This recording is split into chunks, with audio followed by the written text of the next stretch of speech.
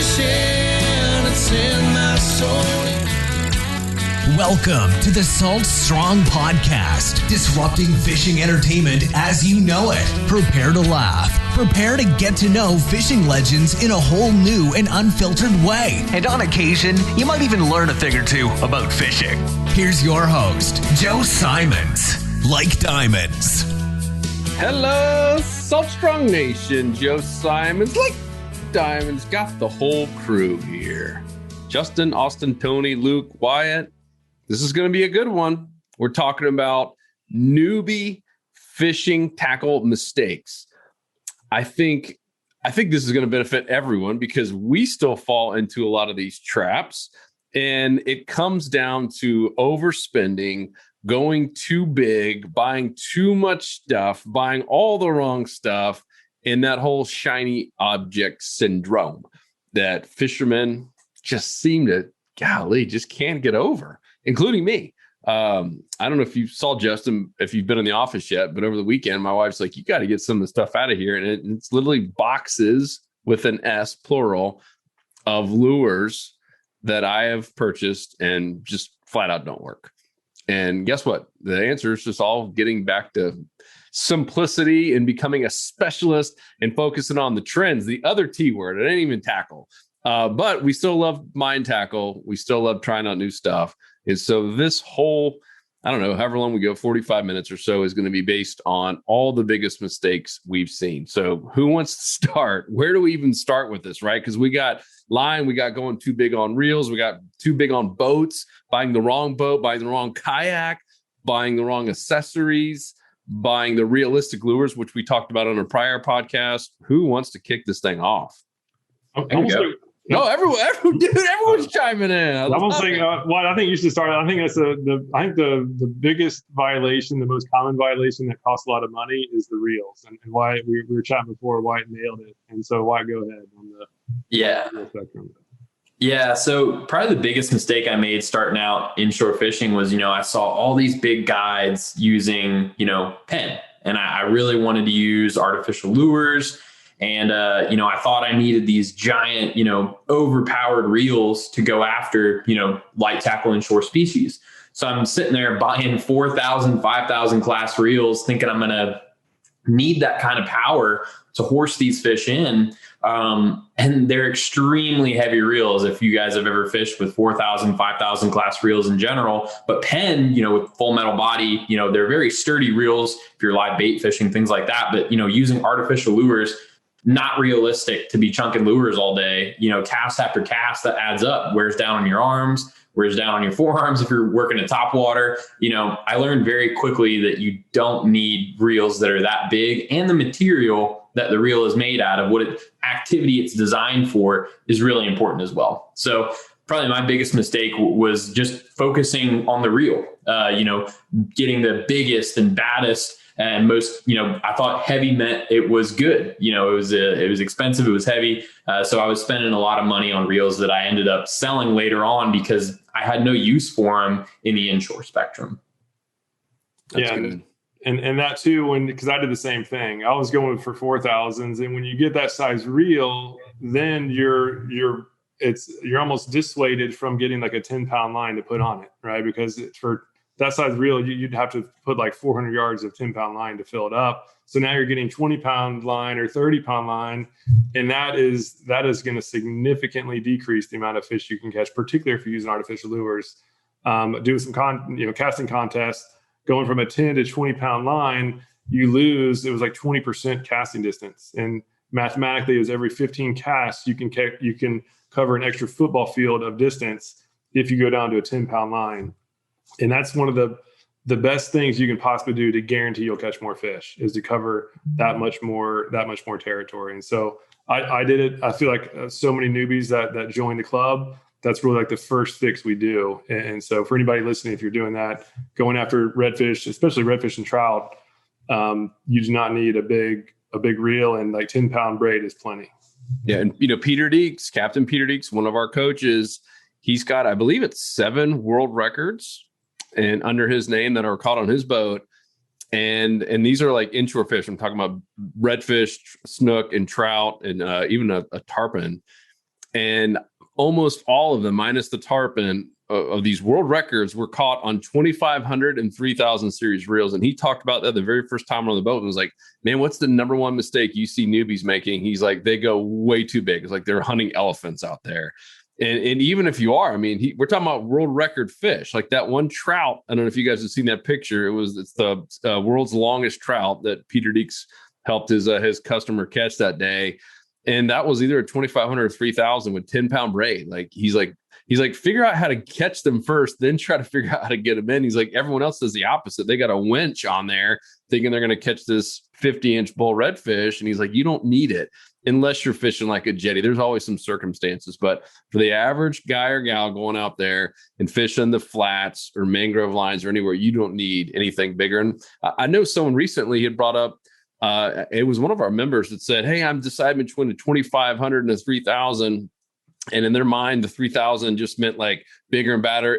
And correct me if I'm wrong, Justin, but they were almost identical minus the size of the spool, meaning how much line it's going to hold. Like, right. There's nothing else really different with a lot of the Daiwas and Shimanos and pins in that 2,500 to 3,000 range. It's a good question. For the longest time, we all were actually in belief that a 3,000 is literally the same body size as the 2,500, but with a deeper spool. And in actuality, every family of reel, excuse me, is a little bit different. Like the BG 3000 is a little bit different body size than the BG 2500, but the Fuego 2500 and Fuego 3000 are the same body size. One has a deeper spool than the other. It's a good question. Before the Fuego lineup and the Daiwa lineup of LT reels, Shimano and Penn, for example, their 2500s and 3000s were interchangeable. It was just spool size. But there are little differences between the family of reels. It's still a good question to ask, because there are some differences between a regular BG or a Fuego or a Procyon or BGMQ. But for the most part, when you're inshore fishing, do you need the extra line capacity? If you think you're going to be going after something that's going to strip off a ton of line and you're going to be fishing in open water scenarios, yeah, 3,000 would probably be a good thing to have. But if you're going to be, going for trout and slot size redfish or lower, a 2,500 would get the job done perfectly fine. So the biggest things to look at are just, do you need that line capacity, or are you going to go with something with a different gear ratio? Because between those two sizes in each family of reels, sometimes the 2,500 has a faster gear ratio and sometimes the 3,000 does, like with the BGMQ. So good couple things to consider with it. But yeah, that's cool. That's true. It's good. Tony, Austin, what mistakes have you guys made on the reels or rods? So my biggest mistake, I guess you could call it a mistake, but also it kind of helped me save money and kind of figure out what I really needed instead of going out there and like just not knowing what I needed and spending a bunch of money. Came from a bass fishing background, so I just used my bass fishing gear when I started inshore fishing, but they were slightly larger reels. They were 4,000 size reels with, 30, 40 pound braid on there. And I didn't realize how much that was affecting my casting distance. But one of the biggest fish I caught when I started inshore fishing, it was like a 40-inch redfish. And I was using one of those bass fishing reels. It was a 4,000 Shimano Sahara, I think it was. And I had 30 pound braid on there. And I distinctly remember telling myself, I'm glad I have this braid on here or else I'd lose this fish, because I had no idea what I was doing. So in the end, it was a mistake using that heavier line just because you can get away with using, 10 pound braid, but it also kind of helped me out. So down the road, I started figuring out what I really needed, started asking questions, and I was like, all right, I don't need this heavy stuff. And now I'm catching, 40, 45 inch redfish on 10 pound braid on the open flats, no problem. And of course, you don't need the 50 pound. That's only for catching little 4 pound ditch pickles. That's the only time you need 50 pound braid. Got to be able to story. Got to be able to get them. Austin, what about you? So for me, and I believe I've talked about this a little bit on a previous podcast, but I have fisherman eyes. So when I go look at lures in the store, as you guys have said before as well, you like those lures, not the fish. And I'll still buy them anyway. I think that I need all these lures. I still do it to this day. I've gotten better, but I still do it today. And I'll load them up in the boat and go fishing. But I never use those lures. I use the ones that I have confidence in. And so I would say my biggest thing over the years is just buying any and everything, thinking that I need it when I'm never going to use it anyway. You don't need everything to catch fish. You just need your confidence baits and what you believe in. That's it. The shiny object syndrome. And I mean, we have a tackle store. It's a big part of how we make money as a company. And I think what you're kind of hearing is from all of us, especially if you're new, is buy less. I mean, just buy the stuff that's proven to work. I hope if you haven't already, go listen to that last podcast about these realistic lures. I mean, I understand why companies do it. I understand why there's awards for this stuff because it's creative. Like it's almost like art, but half this stuff flat out stinks. Now there are some stuff. I mean, there's some certain crabs and stuff that we believe in. We buy this stuff ourselves to test it out, but the majority of this super realistic stuff, it just does not work. Go with the tried and true. Go super simple. And the same with buying kayaks, right? I've seen that so many times where people, they have that regret. They saw so-and-so angler using this, or some pro had this and was all accessorized up, and they try to recreate it. And all of a sudden there's $6,000 in the hole in a kayak, and they still haven't caught a single fish out of it. Like, man, I wish I would have just started off super simple and buying, like Wyatt. I know you bought a used kayak for a few $100s. Tony did the same thing. Start off small, figure out what you like, what you don't like, and figure out, what accessories go on this and what you want to do on the next upgrade, and then just keep upgrading. Same with boats, right? See some of these people, they get their first boat. They say, "Oh, Salt Strong guys at 24 Pathfinder, I'm going to get one." And all of a sudden it's their very first boat. Like, man, this is way too much. I don't even know what to do with this thing. Like, start off small, start off simple, and work your way up. As much as we'd love for you to go buy everything in our tackle store, I just don't think it's the right thing. I know it's not the right thing. Start with a couple things that work, get great at them, and then slowly start moving off from there. It's the one thing I wish someone had told me when I got started, right, Luke? Just become a specialist. I mean, the specialist, people that have that, you can't have a confidence bait unless you get confident in catching something. And most people just keep moving on to the next thing before they ever get that confidence bait. What else have you guys, I threw out a lot of different ideas there, but what else hits home for you guys? Yeah, I'll say one is, as far as, especially if you're using lures, and I came from the bass world, and just like everybody said, but going out buying everything. I was going out buying the pork rinds that Bill Dant showed. It's literally just a pork rind. You put a hook on it, and I was out using the lake, waiting on catching my 10-pound bass that I've been going after, and it didn't work at all. I would have been better off sticking with the worm. But with saltwater, have more, and we talked about it before earlier, focus more on depth coverage than on color selection. So I used to be on the mindset of I would finally found a mold I liked, and I'm getting every color possible of it, right? And I'll rig it on the same thing. And if the fish weren't biting, I would go from one color to the next, to the next, to the next.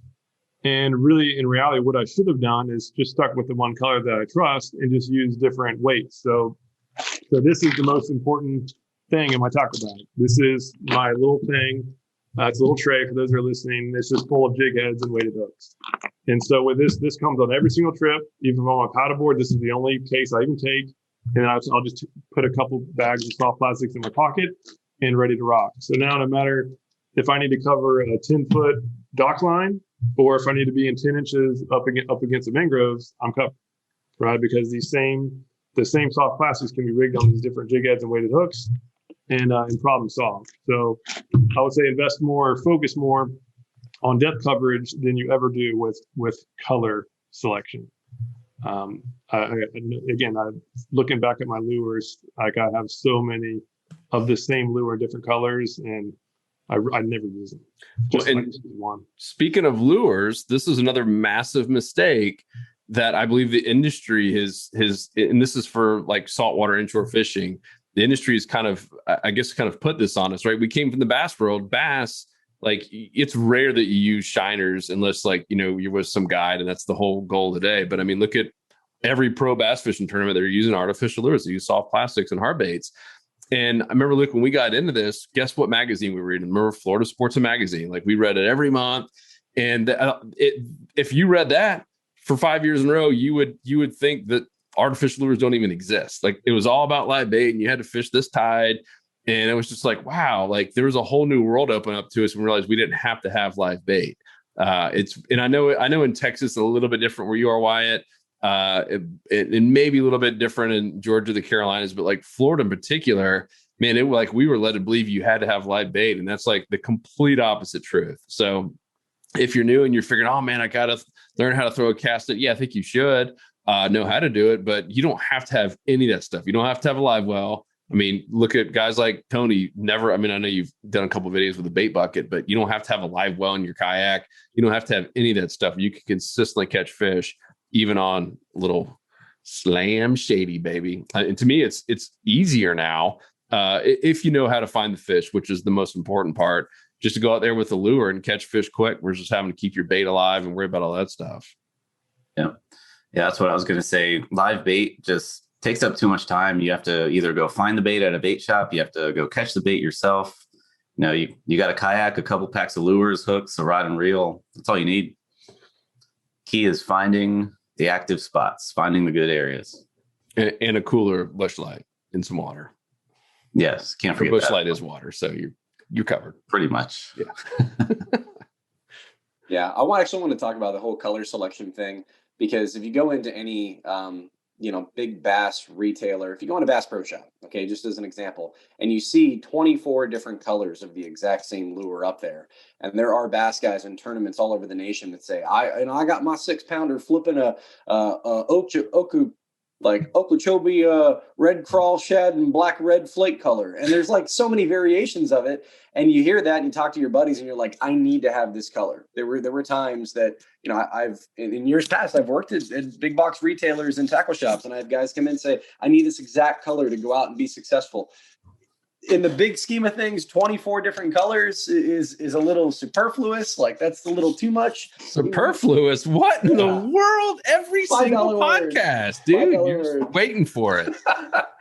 But at the end of the day, we're finding that a small selection of colors, 2, 3, maybe a natural, a dark profile, and a light profile, like Slam Shady. Those are the color spectrum that we found to be the most successful, and it's helping to eliminate having to choose between 12 or 24 different colors to go out and be successful. You get something natural, you get something Slam Shady, kind of white profile, and then you've got like kind of a darker profile that you would go towards. And that covers the majority of the spectrum, inshore, freshwater, you name it. That's really all that, I think you guys would agree. You've got basically 2 or 3 of those in the color spectrum of what you're fishing with to cover most scenarios.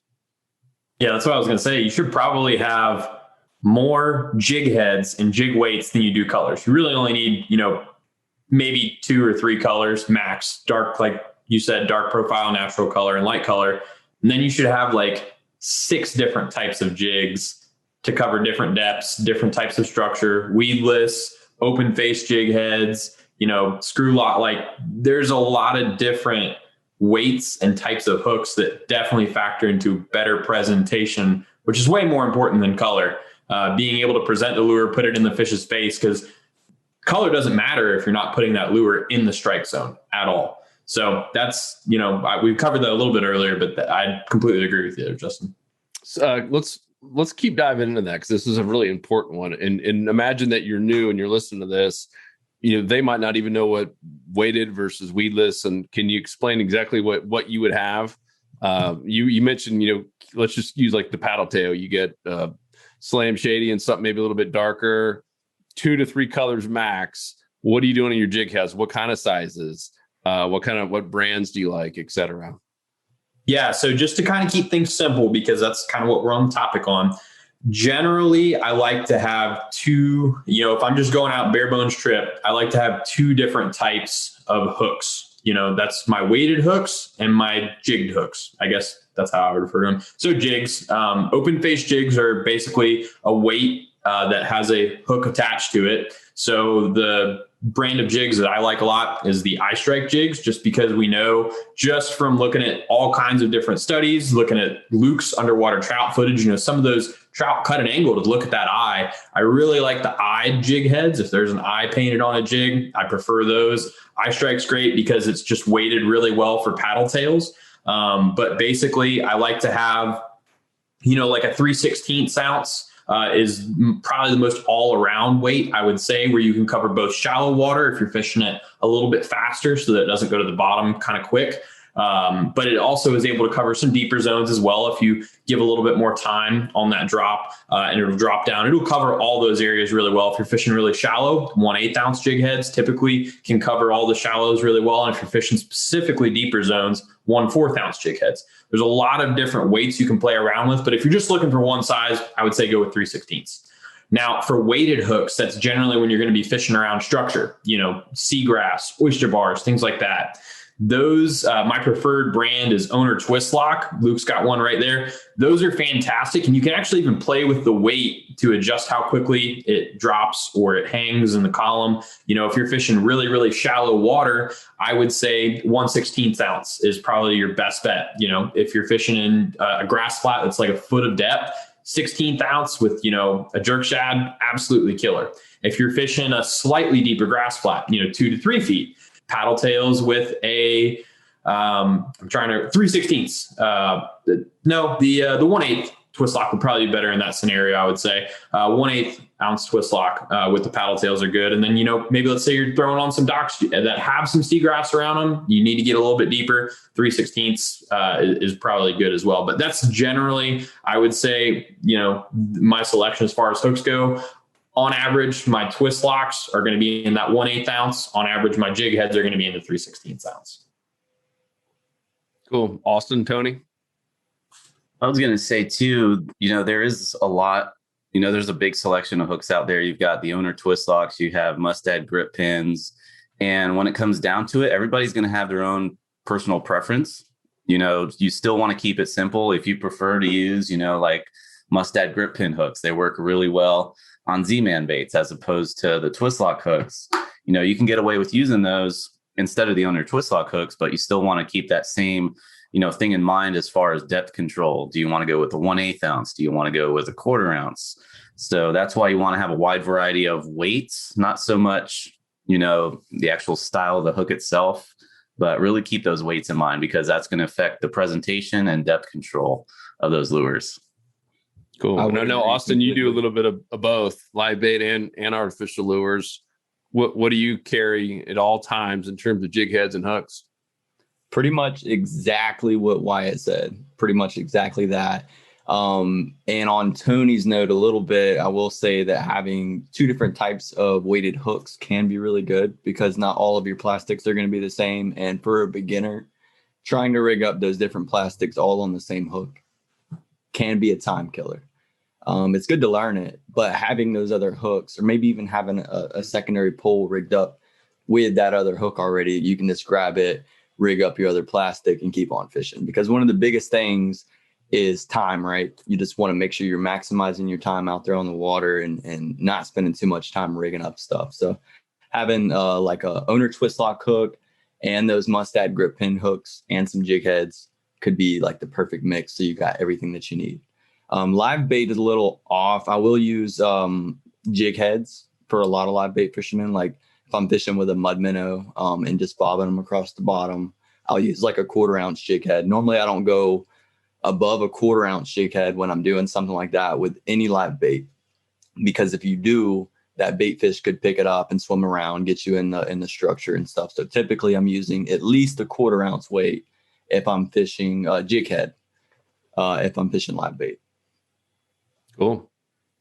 Super helpful. I want to pivot. Now, we'll be careful how we say this one, not to start too many fights, but I would say don't be fooled by all the sponsored stuff out there. And that goes for pro staff. That goes for just some of the talking heads you see out there. That goes for the fishing magazines. It goes for the fishing TV shows.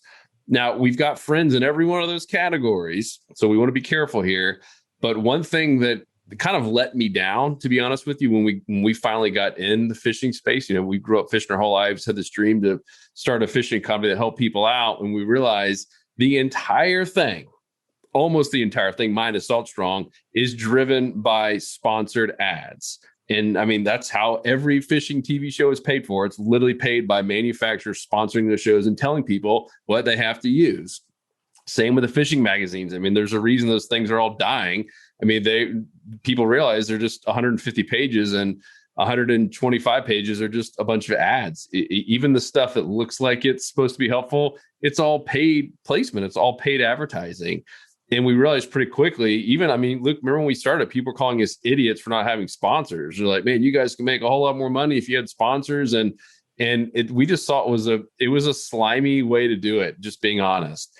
We almost went down one path, and we got the contract in our hands, this long contract, and it was just so fake. It was like, hey, you have to talk about us 16 times on Instagram every month, and like you have to say these, like literally like verbatim, you have to say this stuff, whether that product was the best or not that month. And we're just like, man, this is just not us. Like, we want to be the Consumer Reports. We want to be unbiased. That doesn't mean we don't have favorite stuff, because I've seen that in social media. People are, oh, Salt Strong only recommends Slam Shady, or only recommends owner hooks. Yeah, of course we have our favorite stuff, but this is stuff we're spending our own money on. It is not the opposite where people are paying us. We've never taken a penny, not even a penny, from any brand or anything else out there. And I think that's just a big disservice, because we saw someone, we're not going to name the person's name, but we're friends with him. And someone on social media is like, oh, well, so-and-so is using so-and-so brand. And then someone chimed in, was like, this is because he's getting paid. That's the only reason he's using it, because a year prior, he was using something different that he was getting paid on. So like, just be careful with that. It doesn't mean this stuff's bad, but just do your own due diligence. Don't buy something just because you saw a fishing magazine or a TV show say it was good. But that's the reason we get out. That's why we recommend Slam Shady. If you haven't seen the underwater stuff that Luke did with trout, I challenge everyone, like, go find another lure that will do that, where fish are consistently striking it, even with a 6-inch camera on the leader line. There's a reason we recommend this stuff. And if there's something that beats it, we're quickly going to recommend it, and we're going to buy it ourselves, which is what we do with everything on the shop page. It's not loaned to us. We literally have to go spend our own hard-earned money to buy everything you see at fishstrong.com to then give you guys the ability to buy it. And there's a reason we keep it small. It really ties in with this whole podcast, right, guys? It's about simplifying. It's about giving you the stuff you need and avoiding the stuff that's just kind of noise out there.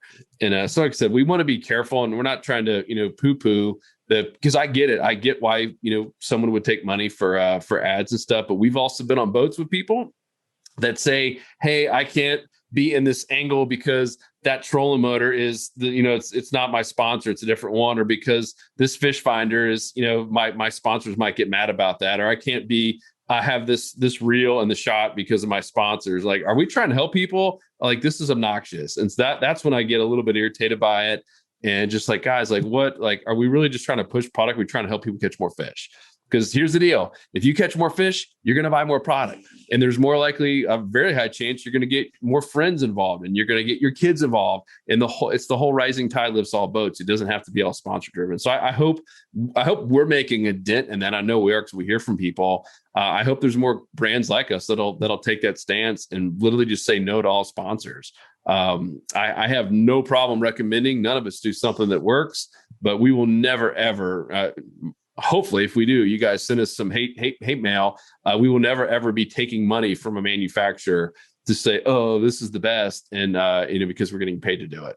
We will tell you what's working, what we think is best. And that can change on a monthly basis based on what's going on and what we have access to, et cetera. So does that make sense? Yeah. And the easy way to see it or to identify if it's a sponsor-ish driven thing or if it's natural is if it's 100% positive.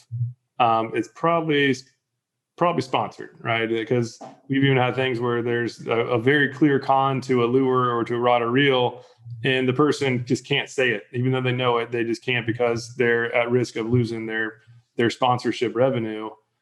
So that's why we make an emphasis to talk about the pros and the cons, because everything has a con. Even in our Slam Shady course, on our Power Prong course, for everybody that's buying them, we do have a course that goes with them. And we actually have a section when not to use them, because we'd be lying if they work all the time in every situation. That's never the case.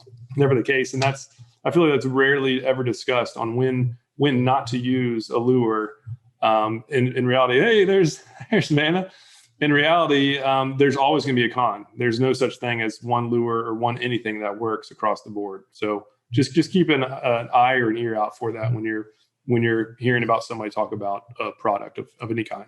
Yes, I mean, it's called fair and balance is the term. And Luke and I came from the financial services space. where fair and balanced, it wasn't just recommended, it was mandatory. I mean, the SEC would come in there and shut your firm down if you weren't fair and balanced. That means talking about the pros and cons of every type of investment vehicle out there. And with fishing, it was like the complete opposite. So we came in here, we were like shell shocked. We're like, fair and balance doesn't even exist. It was all just the fair. It was nothing about the balance, which is the pros and cons. So I think that's a great litmus test. And to call people out on it, right? Like, hey, like, even like Yeti coolers, right? We all own them. They're great. They're horrible if you're trying to like, take your family out to the beach. They're the heaviest coolers I've ever felt in my life. They're brutal. You couldn't pay me to try to lug down a big Yeti cooler down to the dock or a beach or anywhere by myself. I mean, they're brutal. There's pros and cons to all that stuff. Of course, they're nice because you can stand on them and they're pretty much unbreakable and they're bear proof.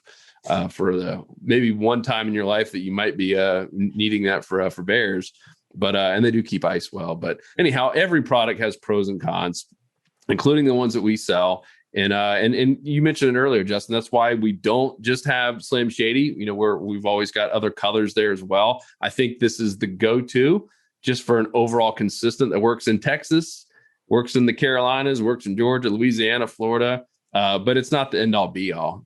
I mean, it's not. There's nothing that is. Otherwise, that's all that would exist. So what else? What else have you guys made mistakes on? What else do you guys see other newbies doing? What else is fooling people, if you will? So I was going to touch on the sponsored and pro staff thing really quick too. Those guys are great fishermen. You got to give them credit. They know how to catch fish. They know where to go. And that's why they push these lures. Cause I mean, they can take that lure, go fish in a mud puddle and probably pull out a 40-inch redfish.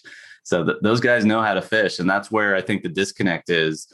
We talk about the pros and cons of the lures. We talk about when you should use them, where you should use them, how you should use them. I think that's the biggest thing that a lot of people see, or actually that they don't see when they see a lure being advertised. It's like, okay, it looks good. Saw them catch a fish on it, but how do you use it? Where do you use it? Under what conditions do you use it? I think that's the biggest mistake I see people make when it comes to buying lures. I would agree. Oh, sorry, Wyatt, go ahead.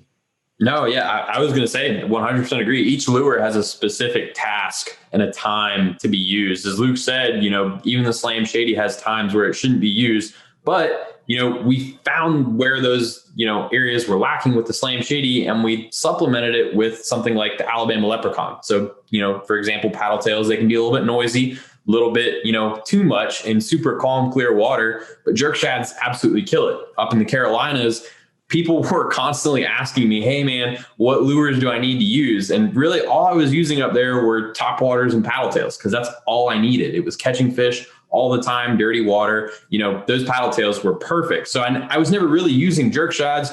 I never found much of a use for the Alabama Leprechaun up there. But then when I went here to Texas and we started having some really calm, clear water, I was talking to Luke about this. I was like, dude, I'm finally using the Alabama Leprechaun, in this calm, clear water, and it's absolutely killing it. So that's the thing I see people do is they buy, lures that are the same type of lure that should be used in the same type of scenario. And they think just because it's made by a different manufacturer, it's a slightly different mold, it's going to have a different effect. Know your different types of lures before you just go out and buy everything, because there is a time and place for, stick baits, for paddle tails, top waters. There's only a few different types of lures, but there's hundreds of thousands of, brands and colors and all kinds of different stuff. But that's not what's going to help you catch fish. It's using the right lures at the right times in the right spots. Absolutely. I would say think of fishing like a fashion, just like in high school when everybody's buying those shoes and you want to buy those shoes too, or whatever the case. It's almost like a trend where everybody's doing the same thing.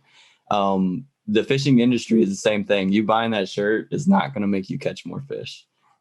You buying, all these fancy things is not going to make you catch more fish. It's more about finding the fish and just getting good quality products. It doesn't have to be the best, most expensive stuff in the world.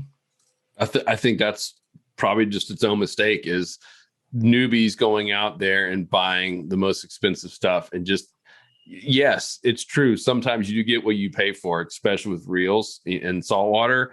But I've got that Daiwa Exist. It's an $800 3000 series spinning reel. It has not helped me catch a single new fish, right? That I would have missed with my like the Daiwa Fuego, which is $100. Is my point. You have to be in the right spot at the right time. Otherwise, none of the other stuff matters. Yeah, it's pretty cool that I got an $800 reel. Yeah, it starts some conversations. And I sleep with it next to me in bed. It's so beautiful. But other than that, it will not help you catch more fish. And I think it goes, all this ties in with the shiny object, right? People say, oh my gosh, they got this $800 rod or reel and, this crazy expensive stuff. It's cool. And I'm for you buying nice stuff, but focus on where to find the fish. That's the whole focus of our Insider Club. That's why we created it. We flipped the switch, and it's not tackle focused. The tackle's a big part of it, but it's all about trends. It's the other T. That's really the biggest mistake is people just all they're focused on tackle, regardless if it's rods, reels, line, lures, etc. Focus on the trends, focus on finding the fish. And all of a sudden it doesn't matter. You can be catching big red fish. Tony's caught some monsters. Luke's caught some monsters on a little $70, $80 reel. That Fuego after our discounts, we're talking $80 and caught some absolute monster fish and $100 rod. You don't have to have the nicest stuff. I think at some point, if you have the money, can afford it, it's cool to have it. I'm all about having nice stuff and it does last longer. But you don't have to have that. Focus on the trends, focus on finding the fish, have a good network, which is part of the Insider Club.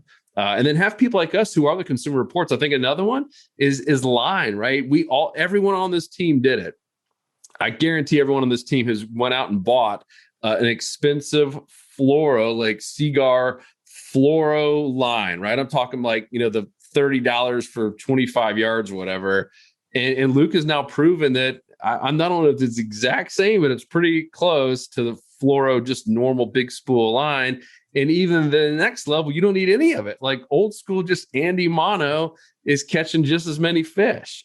So it's stuff like that about just getting, to your point, Austin, someone's got the new Michael Jordan shoes. I think there's such this big buzz right now about having this crazy expensive fluoro line, and you just don't need it. It's not actually helping you catch more fish. Are you gonna talk? I stirred up the pot here. I'm sorry. That kind of hit a sore spot for me.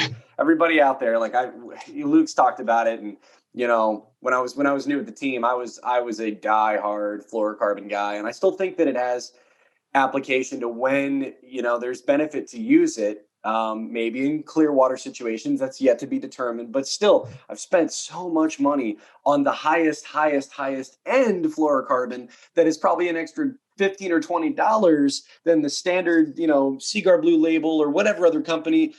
I've spent more and more money on the higher end fluorocarbons, thinking that I'm going to get what I paid for. And looking back on it now and seeing everybody's success with a traditional Andy monofilament leader, and they're being as successful as I've been in my adventures, I'm wondering, did I need to spend all of that money? Could I just refine and kind of slot it just like any of my other lures where it's applicable in this situation, but it might not be applicable for everything? And I could have saved myself so much money. And I'm looking at that now and questioning it and saying, gosh, what is that? Was it marketing? And we had a podcast about this, and that's still like a sore subject. I really think that there's a lot more to look into. You don't need to spend a lot of money to be successful. You really don't, guys. Correct. We do because we love tackle and we like to collect. We like to play and tinker. It's our passion. And you get to a point where it's just like golf. You like to have a custom set of golf clubs. If you love it that much, you put that much time and investment into the things that you like to have and use. But in terms of success, somebody could be just as successful with a $50 rod and reel as they are a $300 rod and reel combo. It's about where you fish. It's about your techniques and your application. And we try to simplify everything for you guys. So that just, that struck a nerve. I love fluorocarbon, still have it, still use the Seagar Gold Label, for example, 15 pound for the super, super clear situations.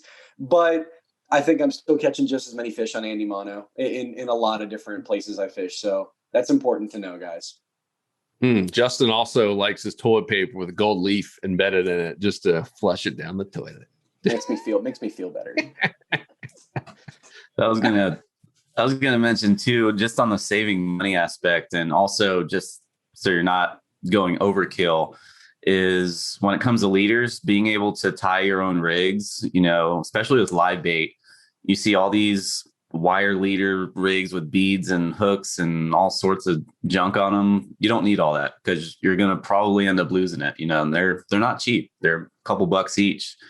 And just being able to tie your own leaders too will make you a better fisherman, because you're going to be able to, present that lure or that bait differently than some of this pre-made stuff. If you need to know how to tie a knocker rig or a fish finder rig or a dropper rig, Carolina rig, whatever the case may be, you need those different rigs for different scenarios.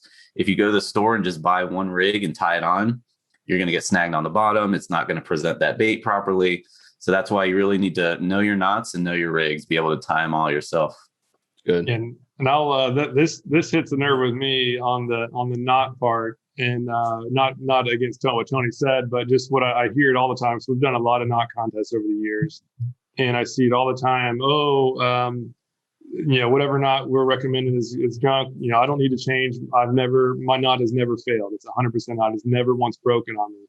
And I guess my recommendation, if you ever hear somebody say that, just know for certain that they've never tested it. Like they've never actually tied it and done a full test, because it is so rare. I've now broken 1,000+ knots. It is so rare that the actual line doesn't break in or right around the knot, that somebody saying their line is never broken means they've never tried it. Most likely means they've never tried it. I get the comment all the time, and I say, please send me a video of you breaking your knot without it.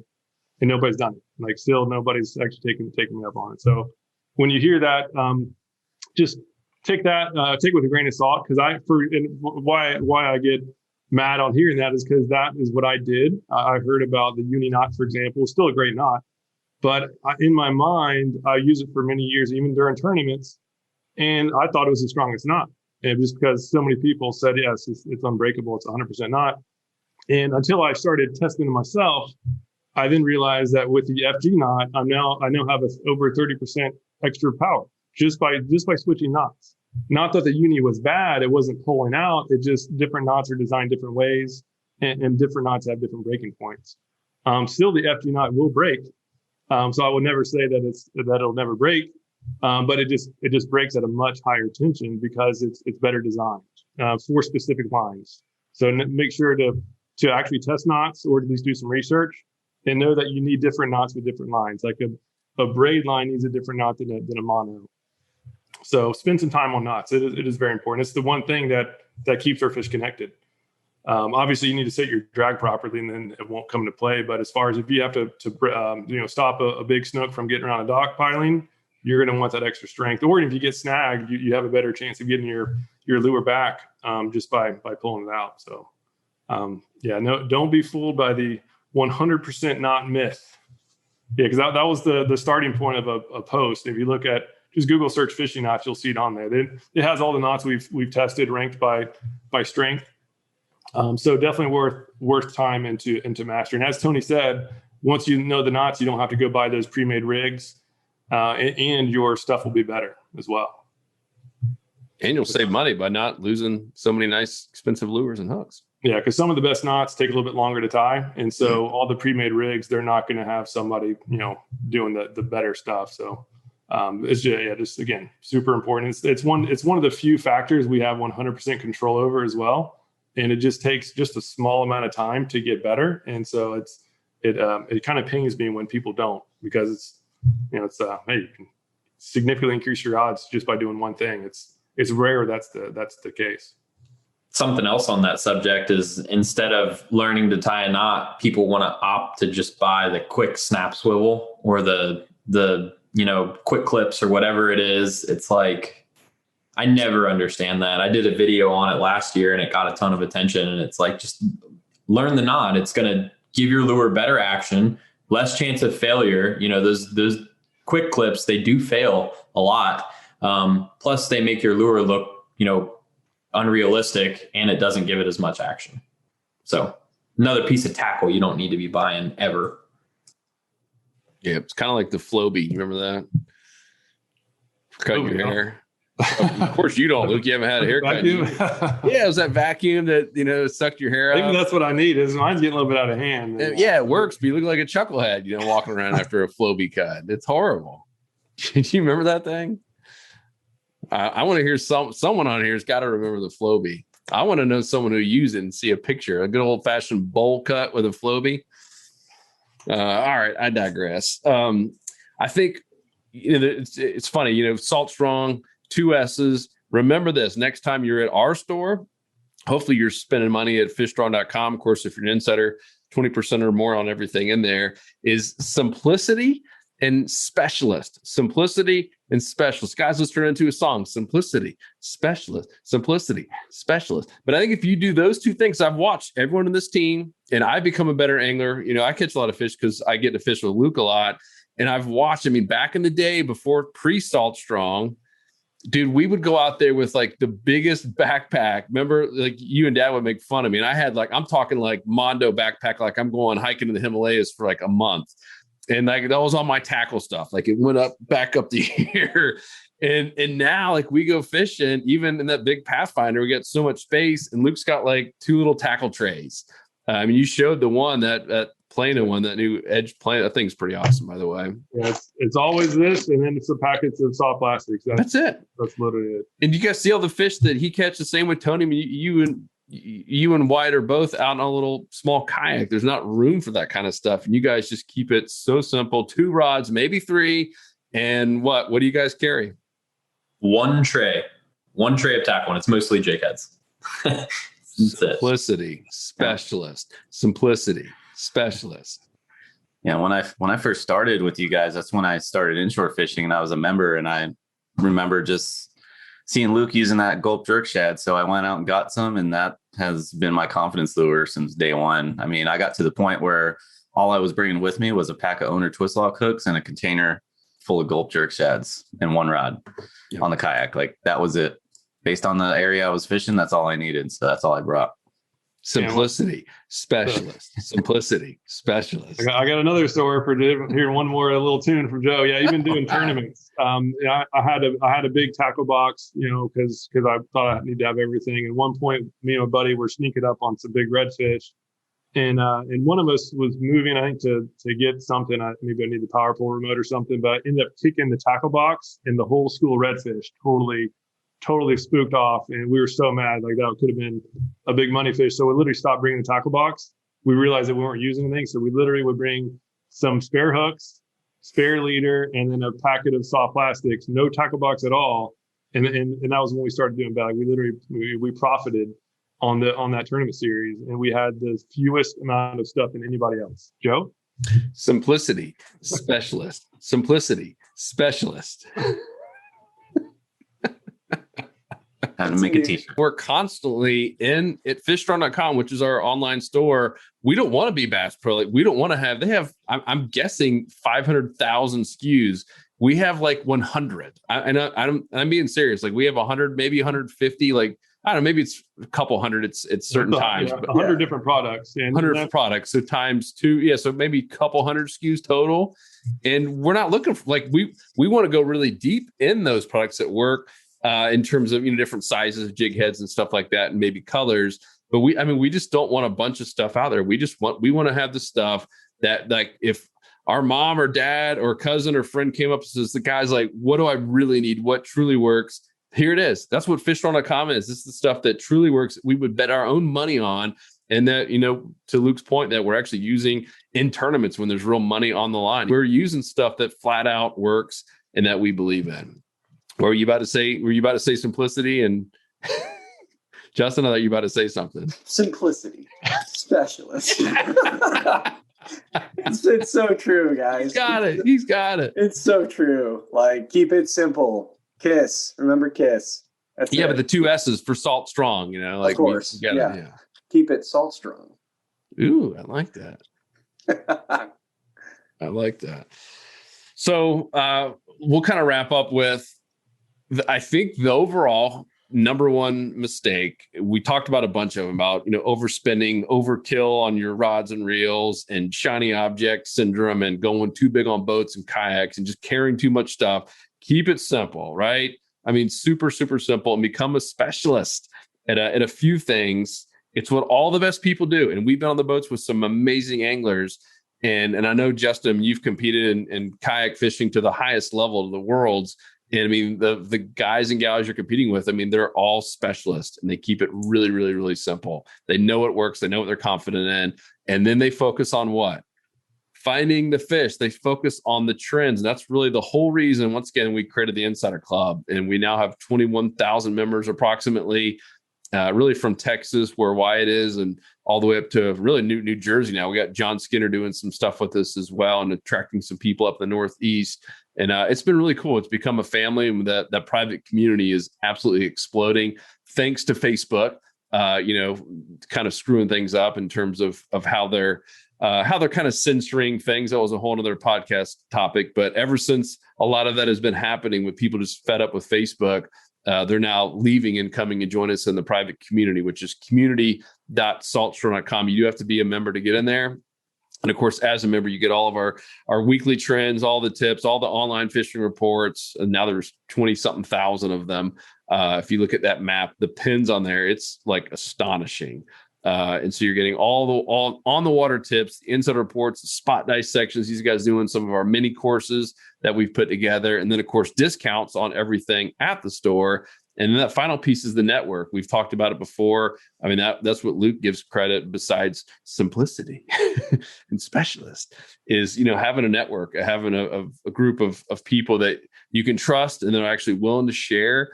And that's game changing. And so those are the three big parts of the community. I'd love to hear, what do you guys think? What's your favorite thing about the Insider Club to you?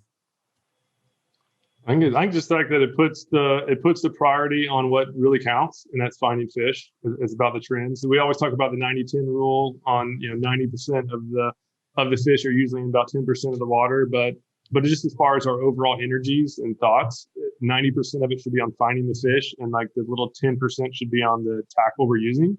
Because if we do the finding fish part right, then the tackle really doesn't matter nearly as much. So, and that's really what the community itself, I look at it every day. I've gotten so many good tips, real-time tips on feeding trends. That's the most important thing you ever have. Yeah, I was going to say too, just the community, it keeps you in the loop, especially if you can't get out on the water, every weekend or multiple times a week. If you can only get out there a month, all you have to do is go into the community, see what's biting, see what's working, ask questions, hey, I'm going to this spot, what's it been like? Or I'm looking at this type of area. Is this good for this time of year? And that's when we chime in and the members chime in. I learn a ton from the members, especially when it comes to tips and, what's working now. Sometimes I don't get on the water every week. So I have to go in there and look and see, what's working. Yeah. I mean, Joe Schaefer, I'll give a shout out to him and Brian as well. They're both in that Port Charlotte, Placida area. They kind of fish all over there. And they do fish. It seems like every single day, but it's, at least 3 times a week, maybe 4. And they're posting every single report. And what I love, like Joe in particular, I love reading I love both those guys, but he does both on the boat and on the land. He does a lot of surf fishing, and he'll just go to public parks and talk about exactly where he's catching it, what he caught them on, what to look for, the tide. That stuff is so helpful because, we have that old family condo down there. When guess what I'm doing before I go down? I'm reading Joe Schaefer's post. That part it's priceless. It's so invaluable to have a network like that of people who are sharing, not just, posting a fish pic. Yeah. No, it seems like we're all on board here, and I'll say it again, being able to keep up with trends, even in areas that I'm not currently fishing.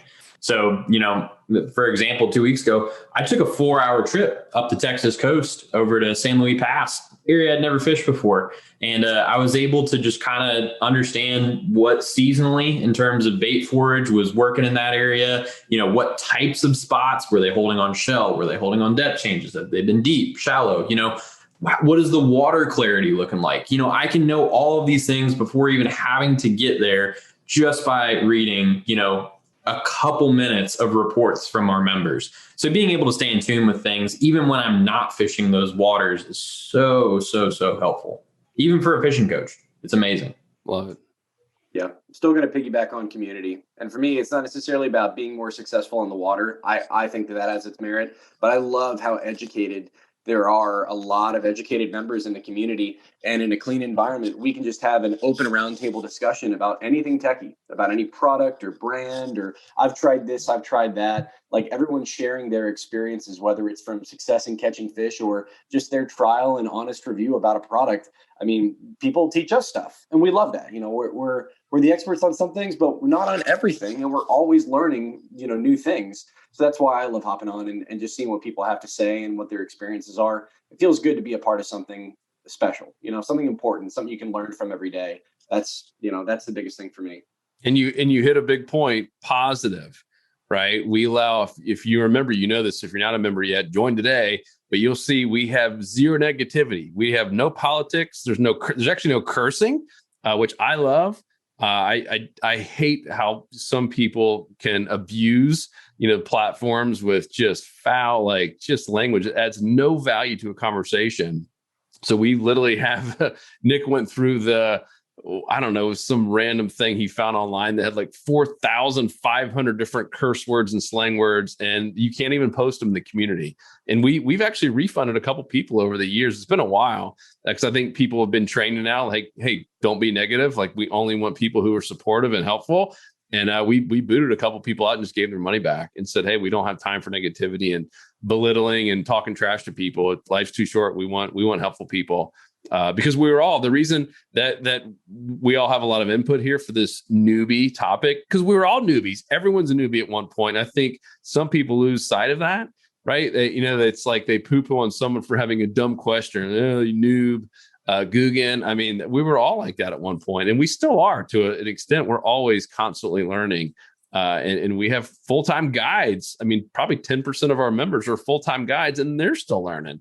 That's one of the exciting things about fishing. And I guarantee if we redid this podcast a year from now, it'd probably sound a little bit different. It'll still be simplicity, and we'll still probably have the same little jingle, simplicity specialist. But some of the things might change. There's new technologies. There's new fibers. Luke might be using his hair for braided line before you know it. There might be the next Slam Shady. Who knows? But you know, the beauty of it is we're constantly testing, we're constantly getting better, and constantly sharpening the stone, if you will, sharpening the axe with our members. So Austin, what about you? You're the cleanup hitter here. You already know what mine is. It's the community as well. I thought you were going to say simplicity and special.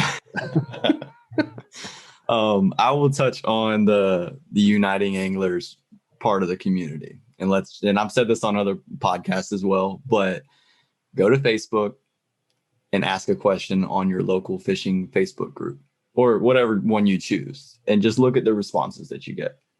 Come check out the Insider Club, make a post in the community, and compare responses. And I promise you are going to love the Insider Club. Mm-hmm. That's pretty much it. It's creating what the fishing industry should be. We shouldn't want to hide stuff from each other and laugh at people that are out here making mistakes. Let's help each other out. You know, let's catch more fish. I love it. Awesome. Yeah. You're mic drop. Yeah. Mic drop. And Austin's a huge part of that. I mean, you know, even like on like your Facebook example, someone would say they might be somewhat helpful and they say, yeah, go look it up, go Google it.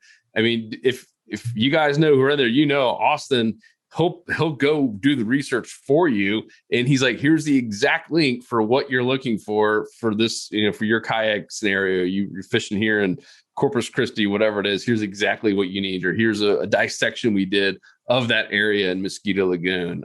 It's taken to the next level, the whole wow factor.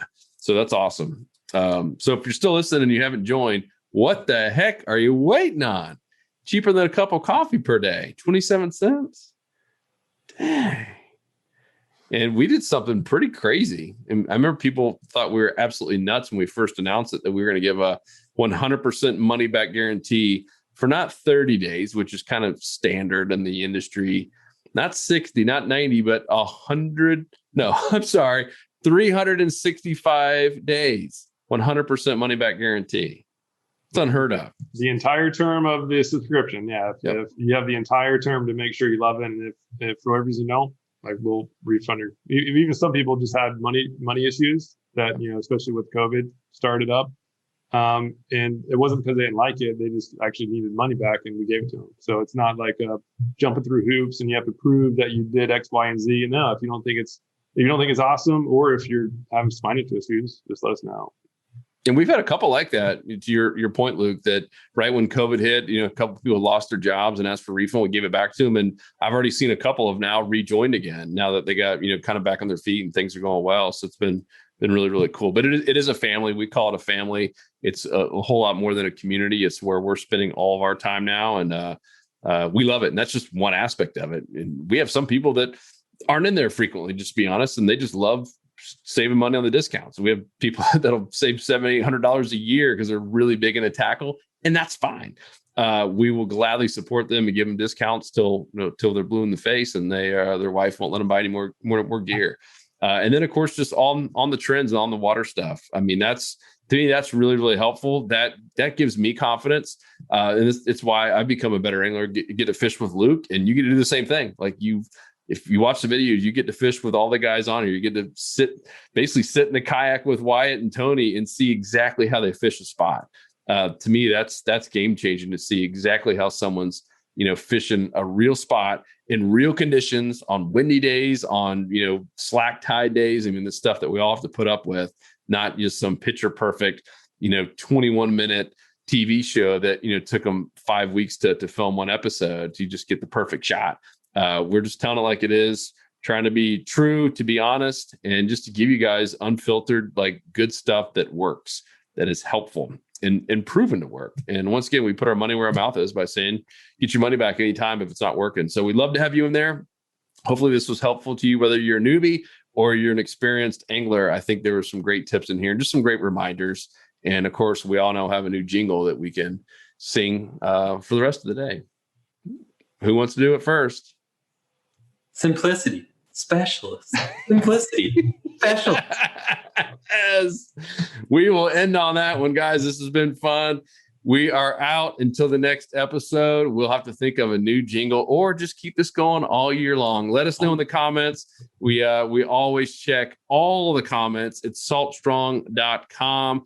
In the fishing tips section, you'll see the podcast. We're supposed to be coming up with a podcast tab. Some of you have mentioned that you want to see all the episodes in one page. It's there.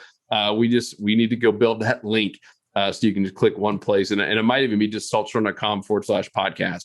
I believe that might be it, and that'll take you to where all the podcasts are in one place. You can go back and see the past ones that we reference. Other than that, guys, this has been fun little jingle there. And hopefully this was helpful and hopefully help you overall, save some money and ultimately just become more consistent, which means having more fun out in the water, which means creating more memories out there with your loved ones. So guys, it's been good. Peace. We out. So if you're new to Salt Strong, just know that we're the best online fishing club in America because we literally guarantee that you'll be catching more fish in less time while saving money on your tackle. We do this by providing you with premium education, an exclusive online fishing community, and access to group discounts on the best saltwater fishing tackle. To learn more, go to saltstrong.com. We hope to see you in the Insider Club family soon.